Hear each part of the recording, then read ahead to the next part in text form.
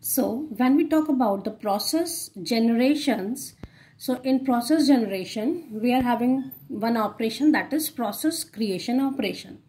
Now, to create a new process in a system, or if a parent process wants to create a child process, then what it needs to do in the Unix operating system, the operating system needs to generate a process by using a fork system call, right? So this fork system call is used to create new process, right?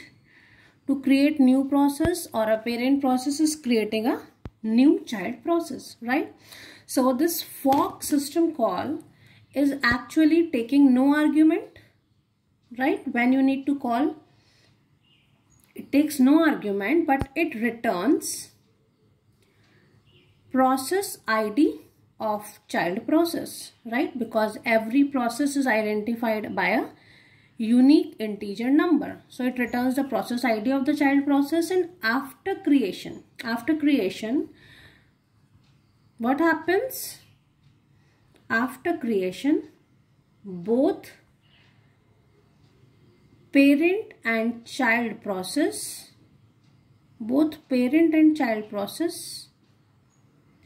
starts execution from the next instruction, right? From the next instruction in the program code, right?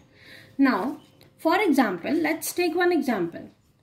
For example, we are having, it is just a pseudocode that in main we are having, main is a parent function or the parent process, and this parent process in its code had make a fork system call, and after this the next instruction is printf hello, right? Now what happens in that? That means this is the parent process, and when this parent process had make the fork system call, then what will happen? This parent process creates a one child process, let's say child C1, and in parallel the parent process is also exists, right? So what will happen? This child process, the next instruction is printf hello. So what it does? It prints hello, right? And this parent process will also execute from the next instruction. So what it does? It also prints hello, right? So what happens? The hello will be printed 2 times and one child process is created, right? Now let's say that we are having this pseudocode, fork system call.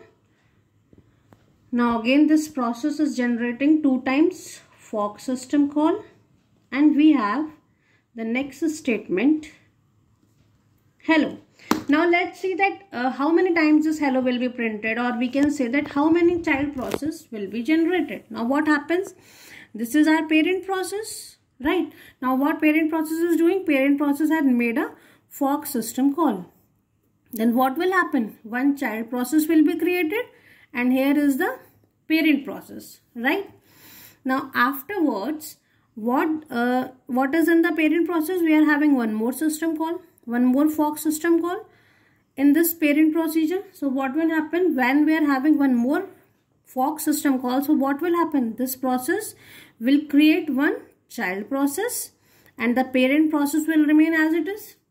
Similarly, this parent process will create one child process and this parent process will remain as it is, right? So what will happen? This will execute the next instruction. That means it will print hello.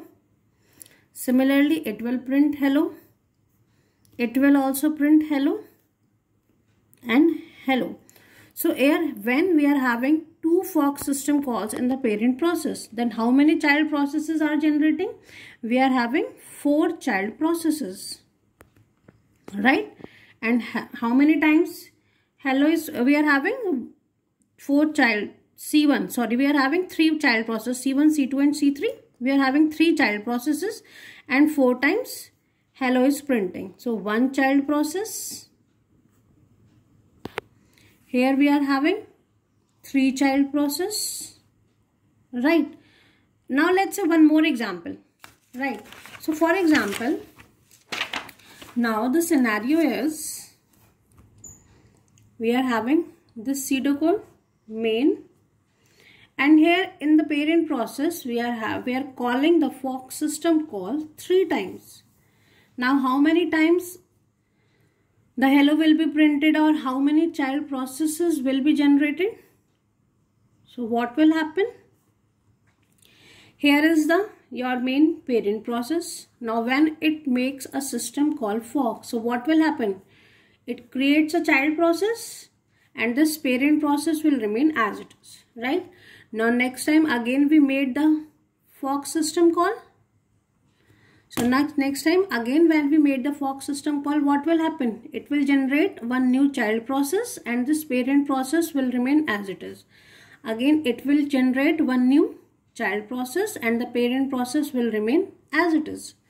Now next time again it makes a fork system call. When again it makes a fork system call, what will happen? A new child process will be generated, that is C4, and this parent process will remain as it is.